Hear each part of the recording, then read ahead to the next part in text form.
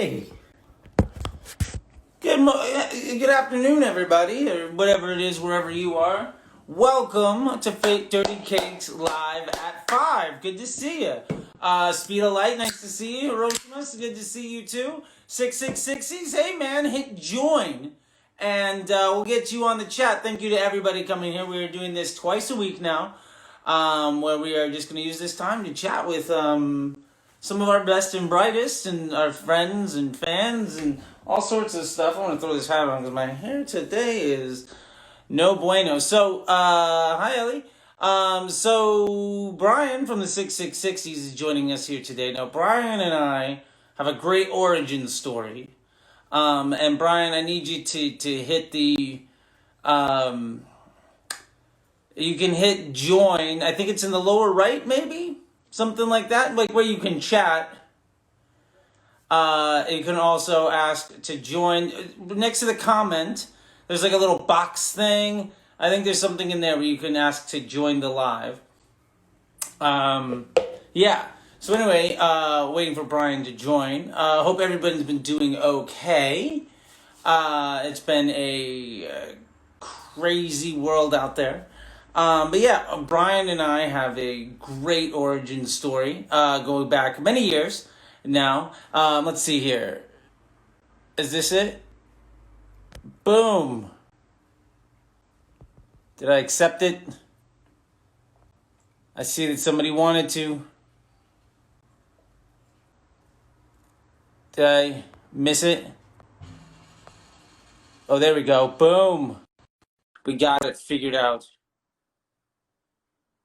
So waiting for the 6660. So now we're just going to get this thing going. Hey, there we go. Brian, you there? We're joining in. Hey, I see a lot of the members of Speed of Light joining in. I can see you. There you go. I can hear you. Headphones on. You have headphones. Ooh. Yeah, you're kind of,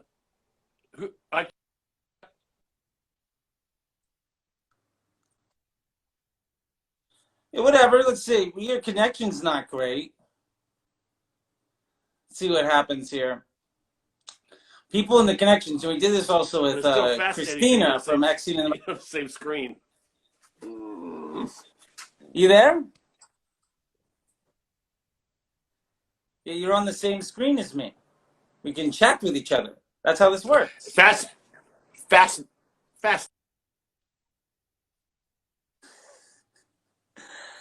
So, Brian, are you in an undisclosed location with bad Wi-Fi?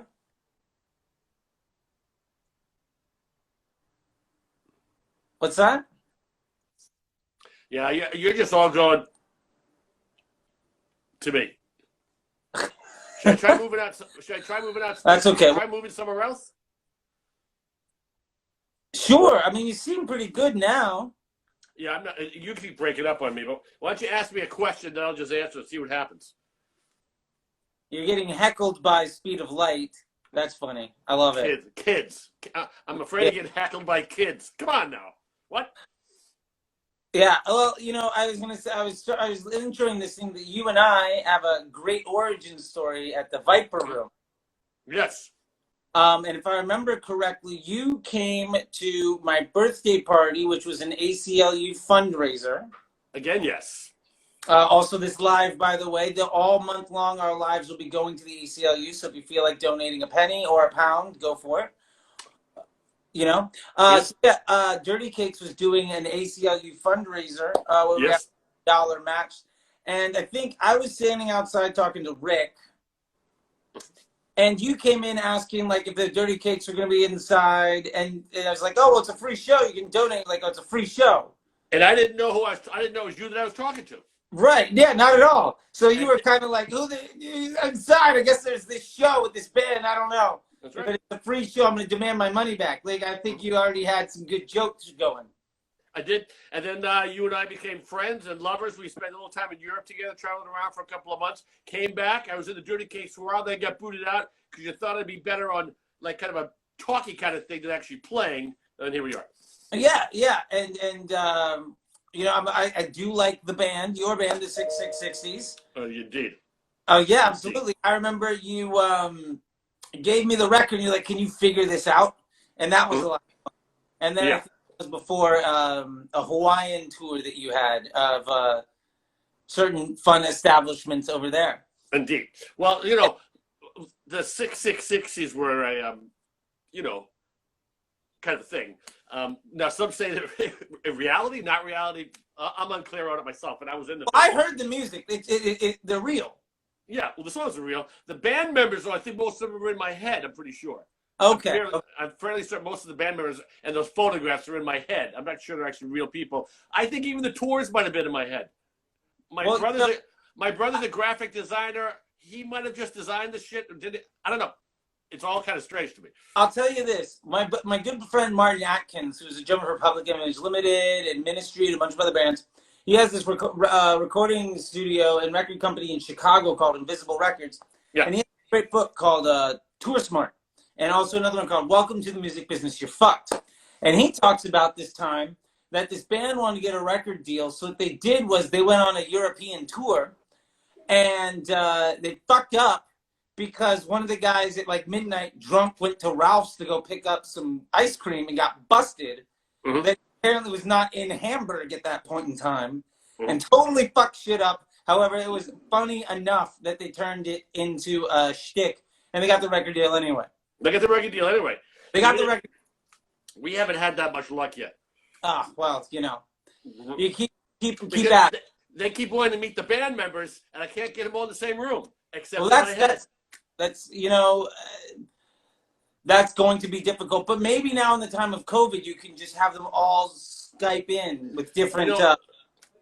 Yeah, I would, but I'm doing that other thing got going now that you did actually, the 6 at 6 thing.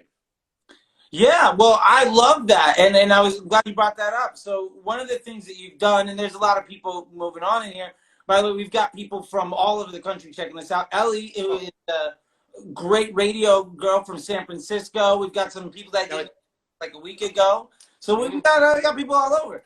And y'all that don't know, Brian did this as these clubs closed down, and so for what it's worth, Dirtycakes was the last band to play at the Satellite, which is a really big local venue here in LA, the night before COVID. And then what happened was Satellite and Brian did this show called the 666, which was 6 bands at 6 o'clock playing 6 songs apiece. Right. No audience, no amps, except for Susie, apparently. Except for Susie. And it was rad, and I mean it was awesome. We had Spare Parts for Broken Hearts, and you had Dolly, and you had Mandla from Ugly Sweaters, Devin from Ramonda Hammer. I mean, you had some really big touring acts. It was Charlie from Dirtycakes. Well, that's also true, yes. Who I think really brought it home well, if I remember. You did. Yeah, you did some Black Sabbath, if I'm not mistaken. Acoustic Black Sabbath. I did play a little bit of Black Sabbath on an acoustic guitar, and a very, I think the set included Black Sabbath, while some originals, it also included Black Sabbath, some Big Star, some Nirvana, and there was one other one in there. I don't remember what it was. But that's okay. Anyway, well, the other thing is, though, you do have it coming up. I just saw the flyer yesterday. So who's playing? I mean, it's got a really good line. First on Monday is going to be Speed of Light, and this is their first acoustic set ever. Oh, ever. Now they were a little hesitant at first to do acoustic, but they're like hitting it now. Huh? How many members of Speed of Light are going to be playing? Well, 3 because they're brothers and sisters and brothers. It's okay. They're going to be in such close proximity to each other. That's got it. Yeah. Okay. They share a team pool, so they count as. Correct. And they're living at home and stuff. So they're on Monday. Tuesday, I think it's Leandra from Graves and Bad Weather. Okay.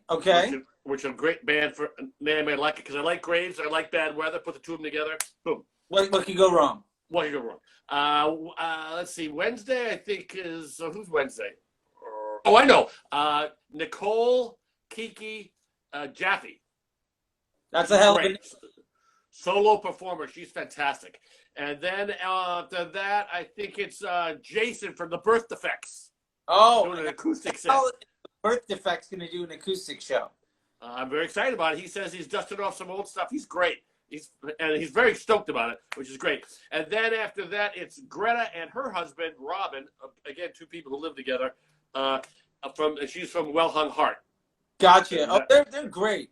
Yeah, great. And then I asked the guy from the Cunts and Retox and Dead Cross, Michael Crane. I just asked him on a lark if he wanted to do it, and he said yes. So he's closing out the thing on Saturday. I'm stoked about that. It's gonna be great. Like I don't know.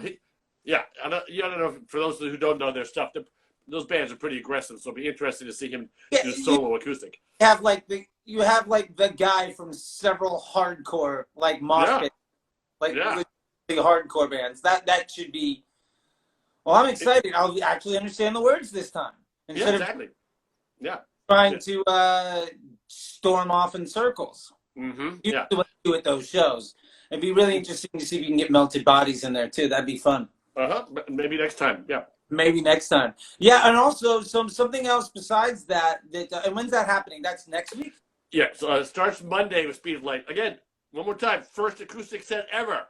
First acoustic set ever from the Los Angeles' very own Speed of Light, everyone's favorite family bands. Yeah, they're amazing. And I've heard some of their stuff. I swear to God, friggin' great. Like, fucking great. I'm stoked. That sounds like it's going to be pretty rad. I'm excited. Is it all originals and covers? No, they do originals and covers. Okay. Yeah. So they're doing two things they never said they would do. One, acoustic, and two is covers. They decided to give it a shot, and they're very excited about it. Well, I'm looking forward to that. Those kids are great. And I know that I'm not saying that just because I know that they're watching. Like, it's always great. We also don't know about Speed of Light. It's a sister and two brothers, all in their teens. I think she's a teenager now, so we can say they're all teenagers. Yes, she's a teenager. She's 13. Yeah, squeaking in under the wire. Or over or whatever. And they're just super high energy local bands. Really want to see a record from them, but I know that they have live footage coming out and stuff. And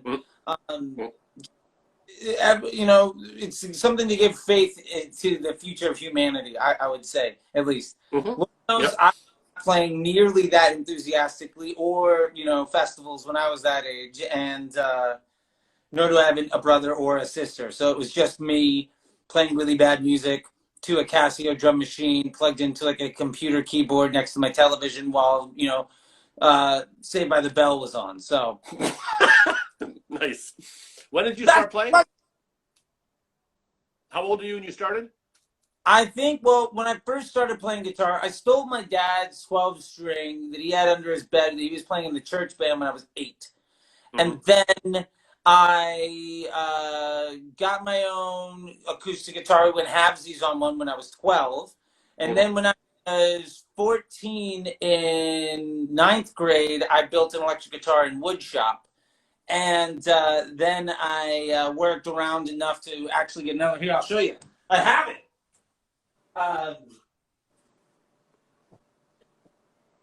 This is a guitar I built in wood shop in 9th grade. Shut up. Oh, my God. That's fantastic. I took the neck off of a Fender Squier Supersonic.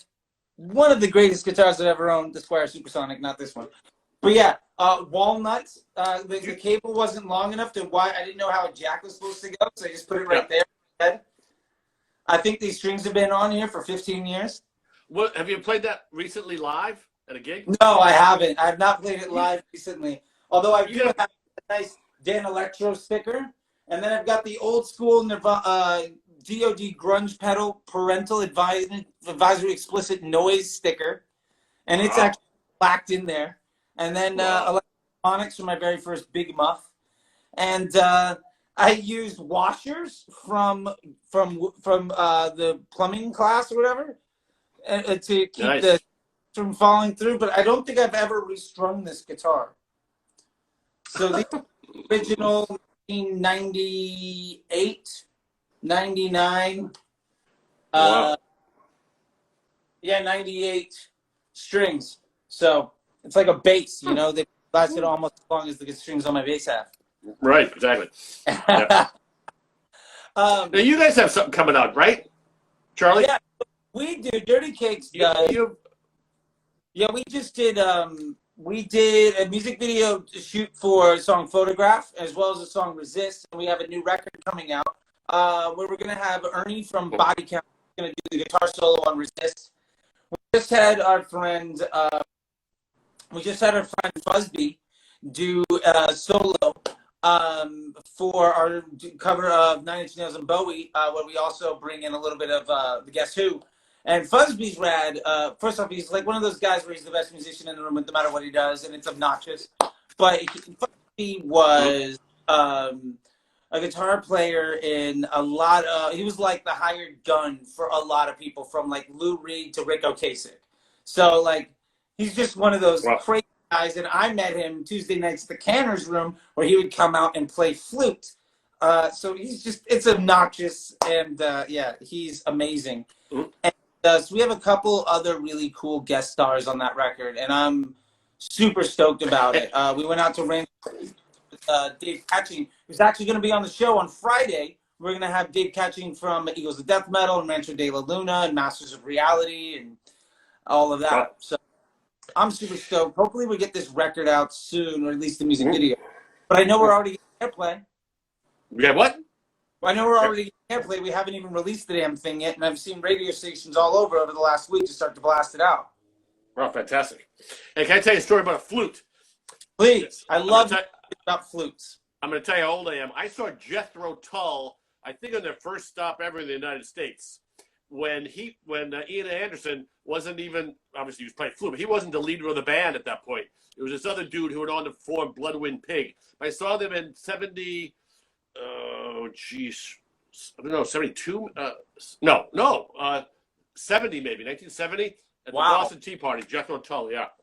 The Boston Tea Party? Was that a club? It was a club. You know, it was really interesting back then. I was trying to explain to somebody the other day about that. Even when we saw Zeppelin or whoever we saw, Janis Joplin, blah, blah, blah, everybody sat on the fucking ground. You went to these clubs like the Boston Tea Party, later became the Ark, or the other way around. Anyway, and I saw like Nice, which was Emerson's band before Emerson, Lake and Palmer, all kinds of bands. Everybody sat on the floor. That was just a thing. I mean, it wasn't like people were moshing or doing. It was like these guys just sat on the floor and watched these bands play. That's amazing. Yeah. Yeah. Because you hear about the changes in music experience. And Becky Reck, who we've got to have on here, even though she's in the band, we got to have her. She tells the story about, like, basically the time that they brought, like, moshing and, like, crowd surfing and stuff to Philadelphia. And, like, the crowd at a Bad Brains show and shaking HR. And you can see footage of her, like, 15. And then, like, some big black dude, like it's crazy to think that there was a period of time where somebody just was the first one to do that. Oh, yeah, right. We're at a show. I mean, to be fair, Jethro Tull sitting up is almost more effort than I feel like I could give it. Like the right way of experiencing that music. You know, nobody was moshing and pushing it. It was just, you sat down, you know? And sometimes people stand up and people go, hey, sit down. Down in front. Yeah, I'm trying to watch Zeppelin down in front. That's crazy. Yeah. Like, I'm trying to picture people watching Zeppelin. Like, I've seen footage, you know, we've all seen the Woodstock movie, right? Where they're all out there and they're sitting down and dancing around. But I get it. Like, you're on hard drugs for 3 days in the hot sun. You haven't eaten food and, like, you have dysentery. Of course, you're going to be sitting down. I mean, I don't know if it was dysentery. I'm just going back to all my Oregon. Sure, why not? Trying to figure out what's going on. But that makes sense, you'd be sitting down. But the idea that I'm trying to think of it as a performer being on stage with an audience. Like, I hate playing places with seats. When I saw it the first time, I had a chance to see Zeppelin at the Boston Tea Party before. That was their second stop, and I couldn't get anybody to go because nobody had heard of them before. Did you tell them, hey, it's the new Yardbirds? I mentioned about Jimmy Payton, blah, blah, blah. I couldn't get anybody to go. When I saw them the second time, the second album hadn't come out yet, but you could buy the album at the show, and it was the guy McGee's, and Johnny Winter opened up for him, and you sat in your chairs and watched. Nobody was standing up. That's like as much as a live performer that has come up in like hard rock and punk and heavy metal, to think of an audience basically passively sitting back and clapping.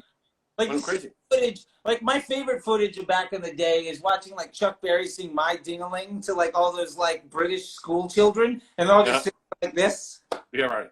like off time and You shit. know. You know the other thing is that because the first time I saw cops in front, I think it was early Jefferson, either late Jefferson Airplane or early Jefferson Starship. There were cops in front of the stage.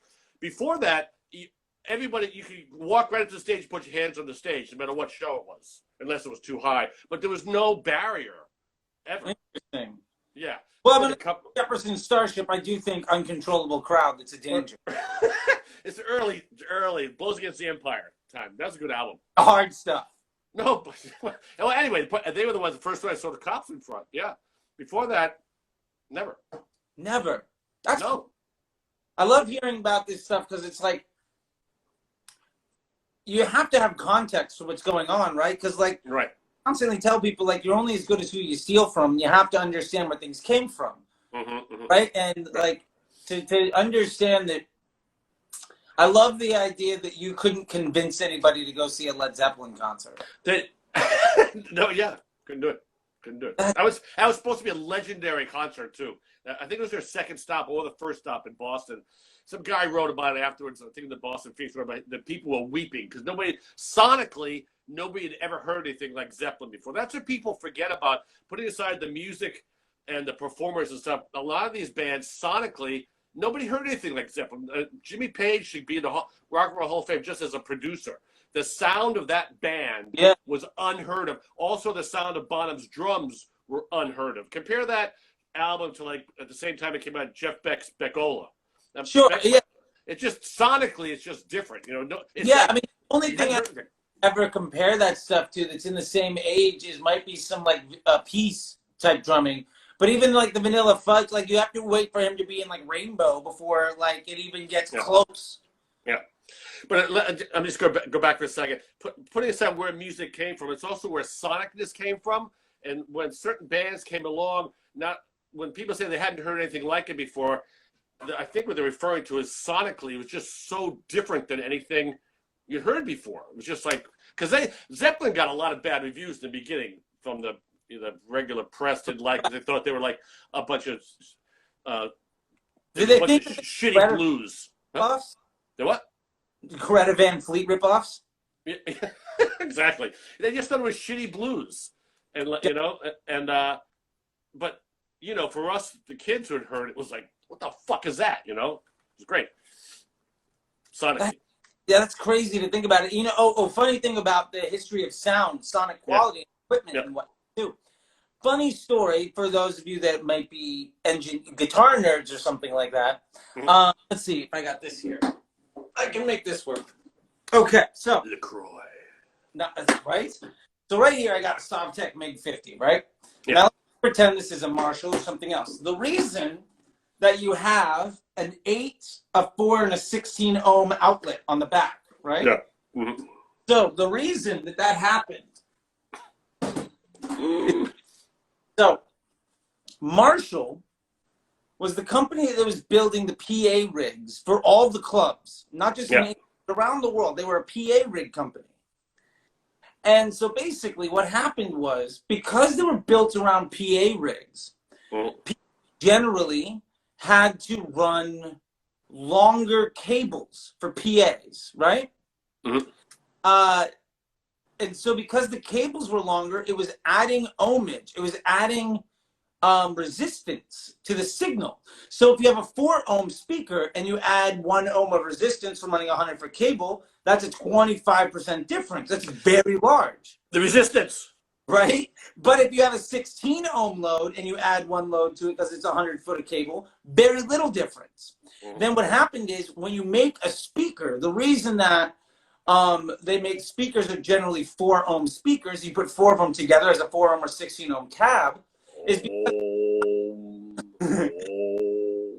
because the cost of copper after World War II in England, it was more expensive. You have to put more copper into a 16 ohm speaker than a 4 ohm speaker. So the reason that most amps were 16 ohms was because that was how you got the least amount of, that's how you could handle the resistance of a long cable.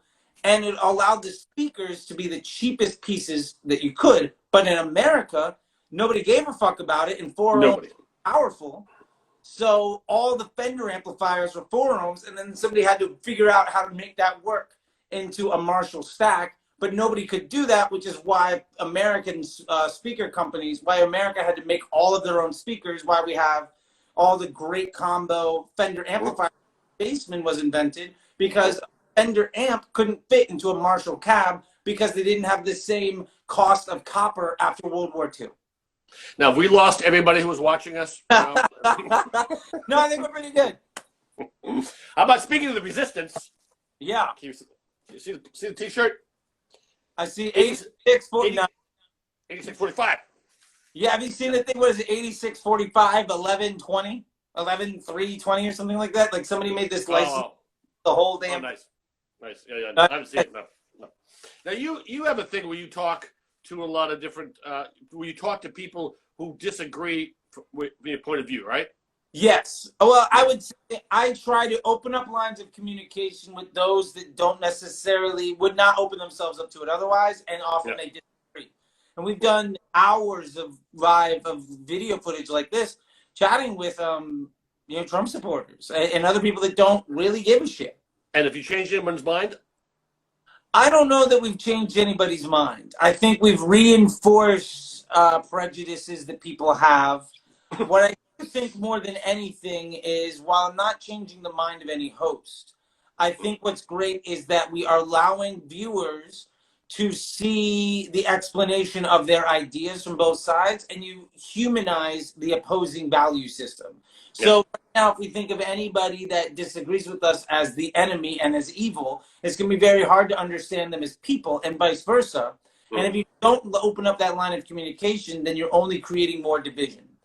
So even though we're talking with people who we don't necessarily agree with, who have a completely alternative version of a definition of fact, opening up that line of communication can be interesting and fun, but also I think is ultimately really valuable, because if we ignore them entirely, then they're never going to change their minds or never be able to have a realization of questioning the legitimacy of their position. Right. What is it? Well, anyway, they're not going to question the integrity of their reality, which I think is a question. So let me ask you a question. Keeping that in mind in terms of talking to somebody who completely disagrees with you. So what's the one band that you feel like if someone doesn't like, they're just fucked? There's something wrong with how they're taking in music. It's like, no, you're just fucking wrong if you don't like this band. What band is that? I could say the Beatles, but I feel like that'd be a cop out. I could say the Stones, but I actually don't like the Stones that much. I would say that if you don't like them, there's something wrong with you. Yeah. I'm gonna go with the Ramones because they're rock, and it's built on American surf and bubblegum pop. Yeah. In an aggressive way. So it's my father, who grew up on the Ventures and Jan and Dean and doo-wop, can dig it. Yeah. And if you're a heavy metal person, you can appreciate it and also really like it. And the orchestration and arrangement of the vocal melodies is something that a jazz musician could appreciate. Okay. I just think, honestly, God, if I had to put top 10 bands or overrated, I'd say the Ramones. I saw them a couple of times back there. I loved watching them back when they started and shit. But I can't listen to a full album straight through. There's just no way. Sure. But I just feel like that. They got a couple of good songs, but after that, I'm just like, okay, whatever. And I mean, in some ways, it's kind of fun that they never changed. But then, at the same token, I'm also like, what the fuck, man? Taking new information and kind of trying new shit and see what happens. I just feel like they're over. I feel like they're overrated. You can say the same thing about Van Halen or AC/DC or Motorhead. Yeah, Motorhead, definitely. I mean, you've heard one song, you've heard them all, but when I tell you guys, hey, you and I have gone to shows together, and you're like, hey, what do you think? And I'm like, well, I like that one song. We just have to play it for 45 fucking minutes. Right. who great people, and we won't name them, but they probably don't know who they are. And I definitely get that vibe. Like I saw Motorhead live, and like the reason it was super exciting was because I heard Overkill and I heard, Ace of, like I heard all the songs that I knew, but yeah, they were pretty much all the same. Yeah. So right. Hey, the people disagreeing with what are they saying about the Ramones? It's nothing yet. I got a hey guys. Let's see. We can scroll through. Not a lot of questions. Anybody else out there think the Ramones are overrated? Yeah, that's a great question. Let's put that. I'm going to take a note on that because I'm going to put that in the description of this live feed. Yeah, definitely. Ramones overrated, and now I'll tell you, I saw them with the in Amsterdam. The Talking Heads opened for them. The Talking Heads opening for the Ramones. 76. Would be stunned to know that was a lineup because they don't feel it like Talking Heads is in like the punk aesthetic. But they were considered punk back then. Yeah, I'll tell you. Rick, the bass player for Dirtycakes, taught me a lot about. You got backing up. Let's see. Wait a minute. The Hiroshima Music, who, by the way, Brian, you should talk to them. They got a great interview. They got a great podcast. I just did it this weekend. Okay. It says, in my opinion, they're perfectly rated. Let's see. Jill says, yeah, I'm gonna say now. I never heard of them. Do you mind telling me more about them? And Soul Void says Ramones only got faster the older they got. Well, I will agree that they got faster because they changed the drummer and the 32-minute set became 24 minutes. Mm-hmm. Same set. But if you don't know who the Ramones are, I would highly recommend you get on Netflix and you watch Rock and Roll High School and enjoy the rest of your life. Mm-hmm. But yeah, so learning about how like these bands we don't think of as being punk bands all kind of came from that location, Yeah. And there's so many bands that people I don't think, like I think of so many bands people don't classify as punk rock, but are totally in the vein. Like to me, Beastie Boys, that was a punk band. Yeah. Really got into the hip hop aesthetic, but like their early stuff, they're playing all this music. Like the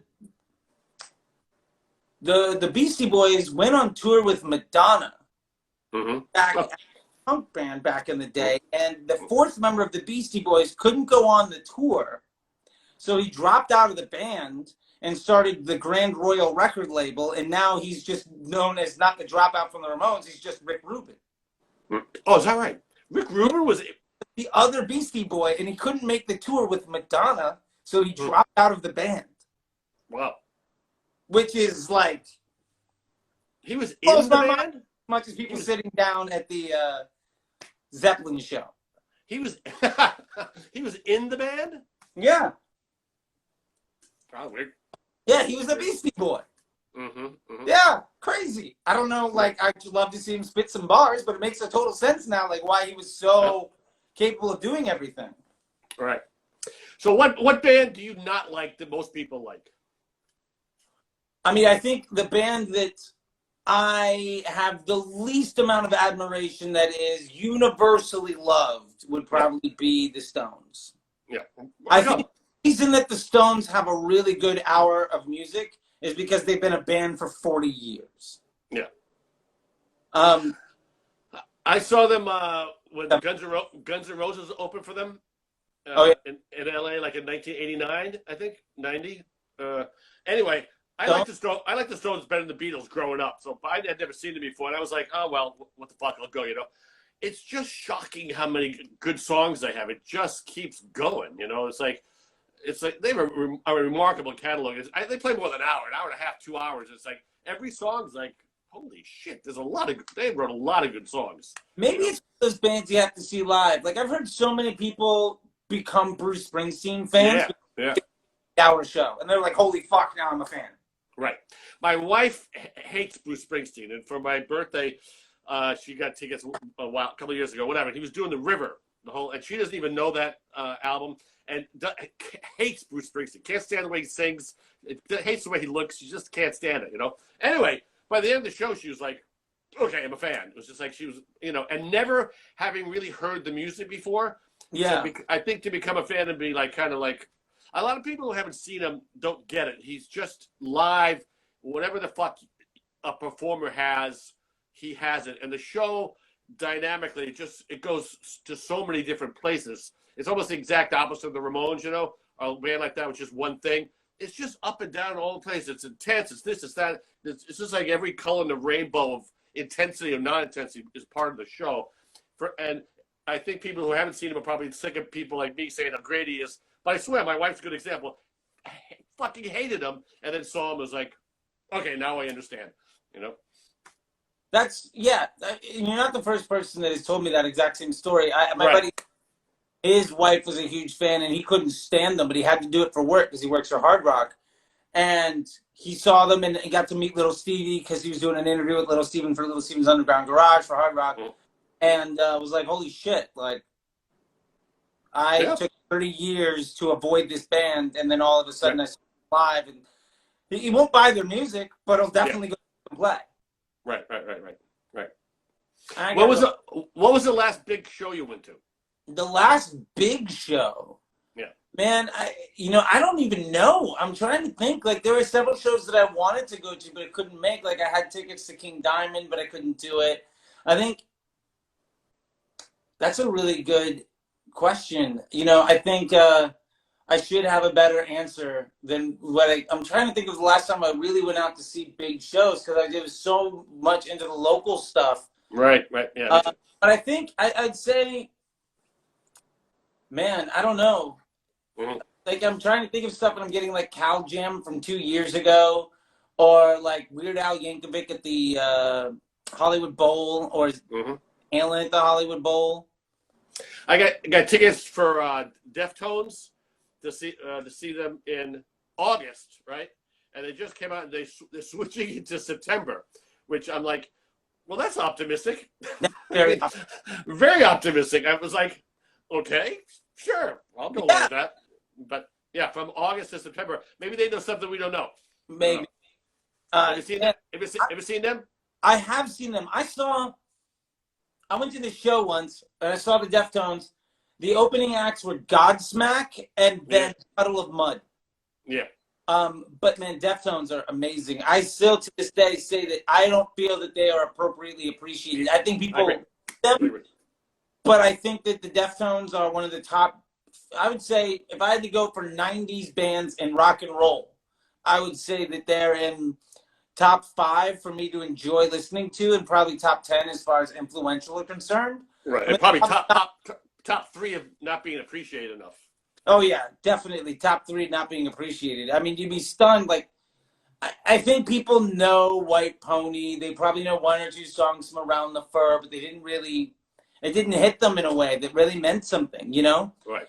And other bands, Soulboy just posted this thing up, was STP. I think STP would be another one of those bands that is wildly underappreciated because everybody's like, not Alice in Chains or Nirvana or entering a slew of other bands. But man, STP kicks ass. I saw them play twice, and the brothers in the band, they're amazing. I agree. Yeah. And Scott's was a great performer. Yeah. Yeah. Do we have any questions we need to answer here? Godsmack, somebody says. Puddle of Mud, yay, love them. Yeah. Deftones. Oh, somebody asked, what was the last show that you saw before lockdown? Well, I was on stage the last. Yeah, Dirtycakes. So I would say the last show that I saw was Garbage, Dirtycakes, Fatty Cakes, and then Princess. But I also saw a show like earlier that week. I think I played 3 shows that week. So pretty much all the bands I saw were were local bands that I saw. But I'm trying to think. Who played the last set at the Satellite that night? Princess. Oh, so, well, yeah. Yeah, so they were the last ones, which was a great show. They were a lot of fun. Yeah, it's funny that we didn't get on it, but I think now that we got a couple people in here, and we're 40 minutes into an hour, 40 minutes into a live feed. But I think for the people that do make it this far, and I'll tease it in the bio, but would you mind giving a little bit of an insight to the fun history of people my age, our childhood, of which you happen to be an integral piece? Not for me, because I didn't have that. I had no idea until way after I met you. But I think there's a really awesome bit of history for you. I was looking through all of your stuff, and I found you in the in the old outfit. We were holding the board that said "fuck Trump," and clearly that wasn't part of the kid. But I'm unclear. What are you asking me? so you were a part. You used to effectively be co-workers with Ringo Starr. Oh yeah. Yeah. I was on a kid show called Shining Time Station with Ringo. It was a Thomas the Tank thing, and then they built a full show out of it on PBS with Dee Dee Khan, Ringo. Then after that was George Carlin, and I was on that show for a while. Worked with Ringo. Great guy, really nice. I asked him one time who his favorite drummer was, and he goes, "Well, I am, of course."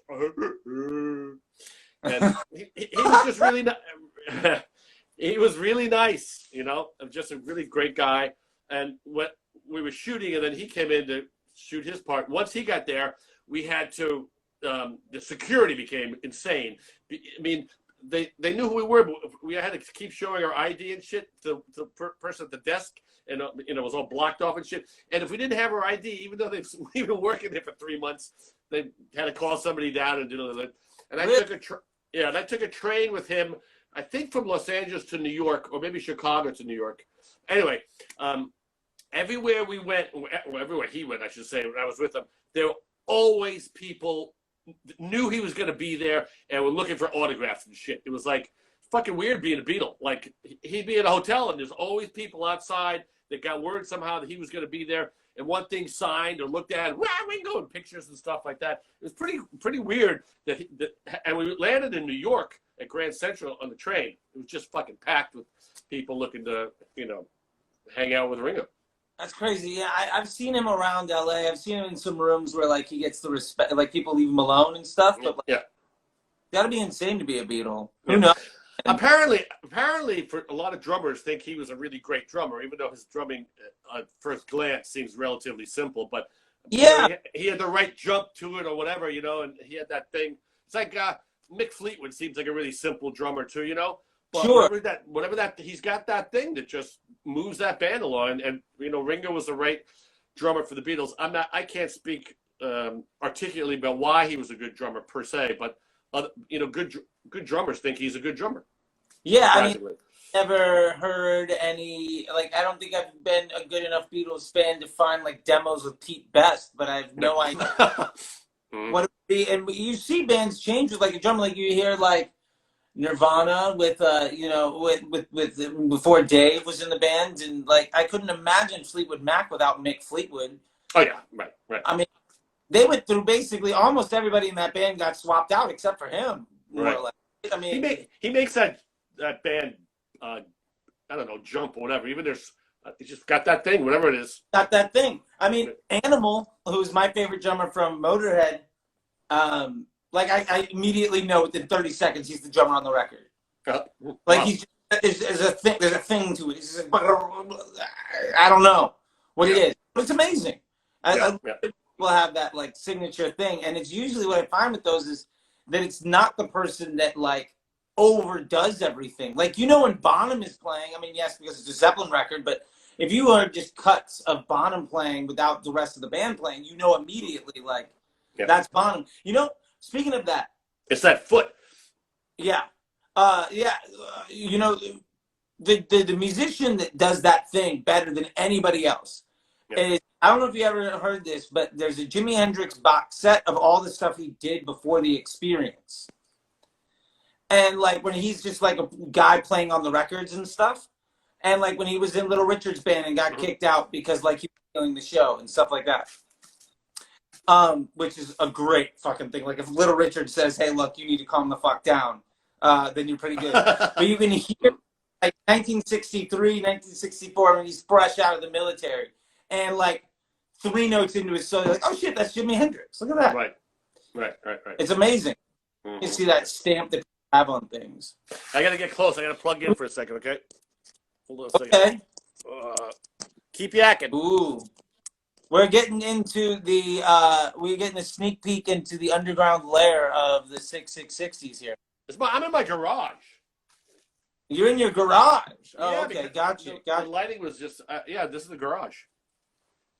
Okay. I cleaned it out a bit today, knowing that I might be on camera. There you go. There you go. So, with all of this stuff happening, what have you been doing with your time these days? I mean, I don't know what you did with your time beforehand, but I'm sure you had more options. Right. Um, it seems like I'm always busy, but the thing of it is, what should take a day takes a week. So that's why it feels like I'm busy. It's like my time is filled. I'm just moving at a remarkably slower pace. Gotcha. And because it just feels like, well, I don't have to do that right now, do I? I can wait till later. So, but I was going to a lot of protests for a while there, and then it just felt like maybe I should stop, just because of the virus thing, Yeah, absolutely. It was weird. Like, the same thing. Like, I didn't actually go to any of the protests here in LA. I mean, I flew across country to be there in the Million Woman March, like the day after Trump was elected. Right? Like, I had my, and I scored a hat like on the train on the metro. Going in Mm-hmm. from Franconia, and I mean, I've been in all the things. Given the like virus and stuff, like I went out on my bike and I was like, driving around, with gas on one hand and the phone in the other, just like taking footage of everything. And Right. it was crazy. Like I went over to, like over by the Grove and down Melrose Ave and stuff like that. And I went to a bunch of some of the smaller ones are okay because you kind of be on the outside and still feel like you're part of it. yeah, The bigger ones are a little bit weird because of I don't know, but I miss going to the. It's kind of interesting feeling like you're part of it. And I know this shouldn't be what it's about, but with the smaller ones, I feel like my presence is important because there's not that many people there, so one sure. person matters. Well, when you're in a thing that's got like 10,000 people out or whatever, it just feels like they're not going to miss me if I leave. I hear you. I hear you. Yeah, it's and I see them all around still. You know what I mean? Yeah, yeah, Uh, yeah, yeah, yeah. like there's one over by 33 Taps that's happening like every day, Uh-huh. and there was that big skate one that went Yeah, from Vista right, down to Echo Park. right. I'd love to give a big shout out to Instagram account at Queer LA, who Mm-hmm. has been really helpful in promoting us. But they like daily will post like where everything's going on, and it's crazy that like Right. the idea that protests are happening every day all over the city has just become something that like we don't even really notice anymore. I mean, it's been Mm-hmm, mm-hmm. what 45 days since the first protest in LA. 47 days since the first Hey, protest. hey, is there a? I'm sorry for being ignorant here. Is there a song, this sort of or a couple songs that have become like the soundtrack of the resistance or the whole thing going on? Has a band come out with a song that's like that kind of hits what's happening? I don't think so. I mean, to be fair, I think everybody's referencing Body Count and NWA more than Yeah, anything. but nothing new, huh? Nothing new. The stuff from '94 is still doing it. I don't think anybody's going back to like Buffalo Springfield or CS5 to pick up protests. Right. Well, I was going to ask you about that. Anyway, go ahead. Sorry, I had a question. Well, that's fine. And I think it's interesting to see that I've seen some people write songs about being in quarantine, but I haven't seen Right. anybody doing stuff about the actual protesting or what's been going on. I know I was going to ask you. It has to do with what we're talking about, but in terms of new songs. So I haven't been driving that much. The other day I drove and I was listening to like, regular car thing, K-Rock, 95.5, 93.1, 92.7, whatever, all the rock stations, right? Sure. I was riding around 2-3 hours. I did not hear one fucking new song on any of those stations. I was going back and forth for a couple of. Nobody's playing anything new that has guitars in it. It's unfucking believable. Oh, If you're a band and you want to get, I have a dream that I'm going to get on. K-Rock's not going to play you. Does K-Rock play? Today, actually, I had to do drive on 95.5. Oddly enough, which is old stuff. I heard them play one new song, and they had to make a big deal about it. It was a special section called "Here Comes a New Song" section, or whatever it's called. Right, which, right. Which speaks to how fucking dire things are that you have to announce, "Hey, we're playing a new song." Woo-hoo-hoo. Yeah. Don't be freaked out that like our 12-song playlist on the classic rock station, we're gonna put something in between. Yeah. It's disheartening.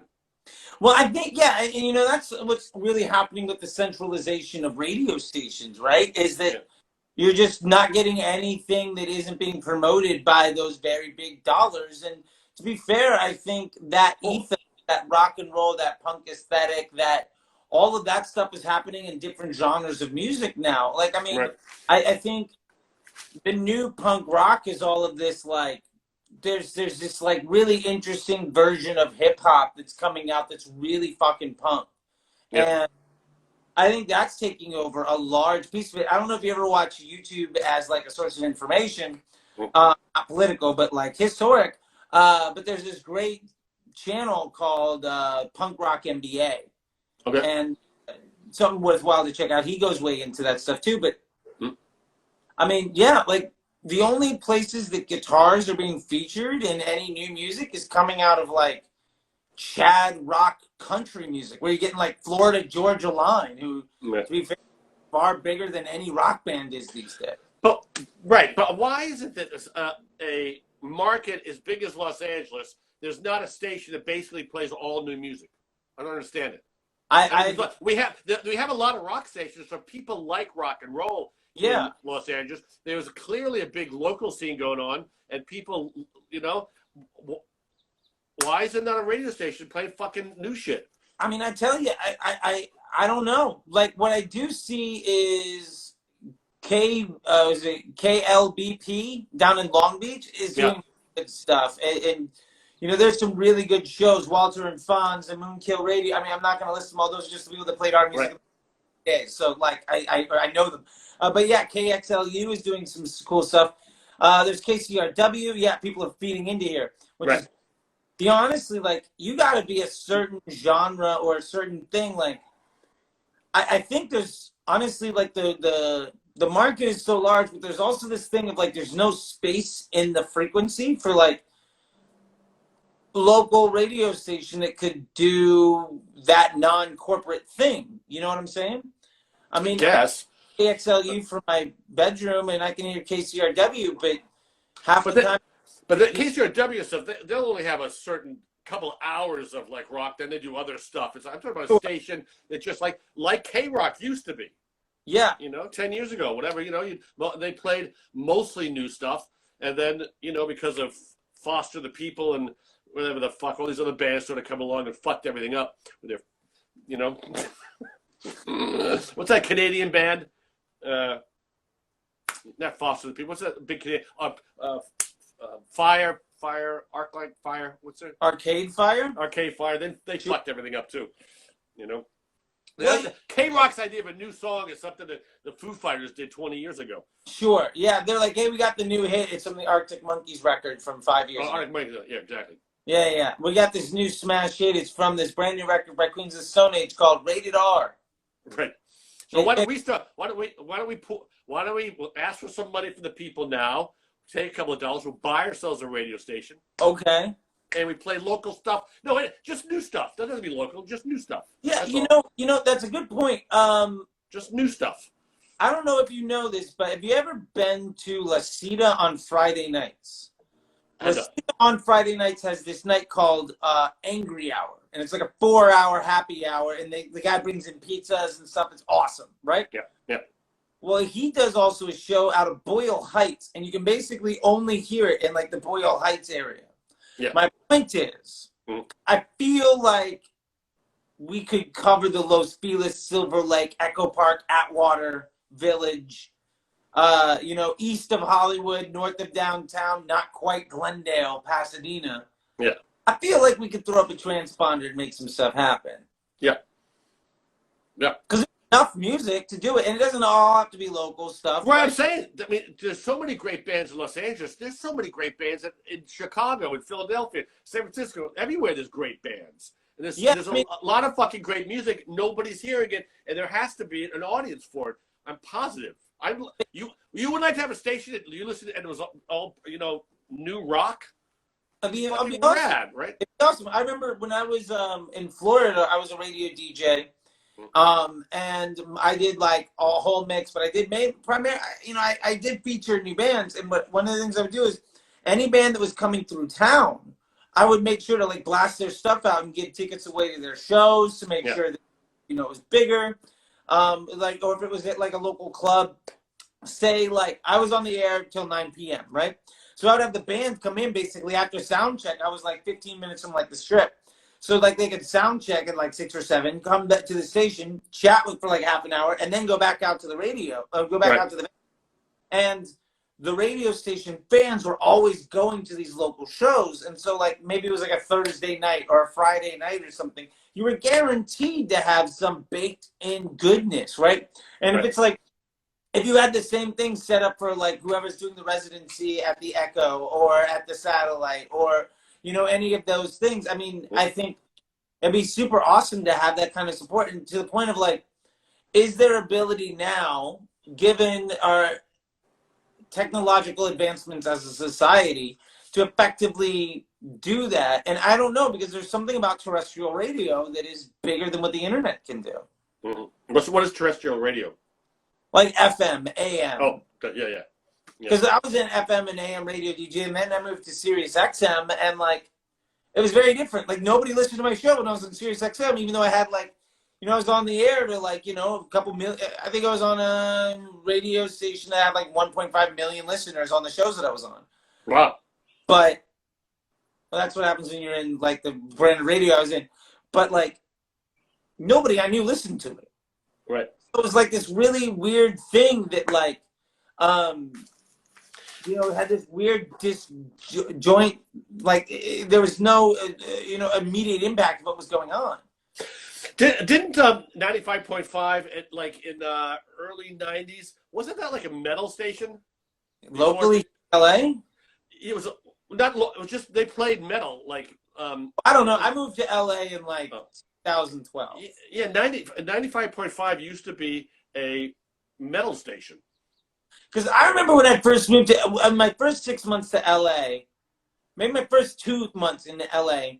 I remember calling them up because I knew the trivia answer, and I got concert tickets for, oh shit, who did I get to see? With Marty Schenker on guitar.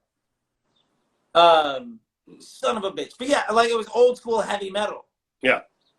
And it was rad. Yeah. Here's what I used to do as a radio DJ, for what it's worth. When I used to have my show, I would have bands come in, and we also had the book of like, concert tickets, right? And everything else. I would do shows that basically like all week long I would promote the shows that were coming up. And then on Friday I would do themed shows. So it'd be like a 90s party or like a whatever, whatever the theme was, right? And then if you called up and you had a song that was better than anything I had in my playlist, I would give you anything from the tickets. So I remember like giving 30 tickets on a Friday, like 45 minutes before the show started, to some like insurance company because some guy called up and was like, oh yeah, you didn't put squirrel nut zippers on. You're like, whatever the thing was, right? Right. So rad to see that stuff, But I do have to say we're at 1 minute and 30 seconds remaining before we're going to get shut down quickly. So the band's the Barbershop. Yes, please. Let's get to bands the Barbershop. You're the MC. Well, anyway, if you're in Echo Park, they just closed the Barber again. The Barbershops again. So George's haircut. Yeah, but looks great, by the way. George's the American Barbershop in Echo Park, I think it's closed again. I'm not positive, but if it's not closed, get your haircut there. Support George. American Barbershop. We did bands at Barbershop. It's a fucking great place, great stage, great bands that played there. George, the owner's awesome. He loses money. He loses money actually, as I do, having people play there. Which is awesome that he does that. Opens up his business. So if you can support him, it'd be great. And hopefully, when this gets over, we'll be able to do bands at Barbershop again. I was hoping no Echo Park Rising this year. No Echo Park Rising, no local music festival, no festival. For those of y'all that don't know what's going on with Echo Park Rising, but Brian started this thing with the 666s, and I remember when it was just starting, but basically taking a PA rig into a barbershop and having fucking punk rock and rock shows and like having Rudy's first. What's that? We did it Rudy's first. Rudy's first, which no longer exists. Right. And they went under. Well, they did. Yeah. They did. No, no bands playing, no more haircuts. It's now some other thing. But anyway, wow. we got like 9 seconds left. So anybody that's just joined in, sorry you missed the whole damn thing. But this is Brian from the 666. Brian, thank you. Thanks, Charlie.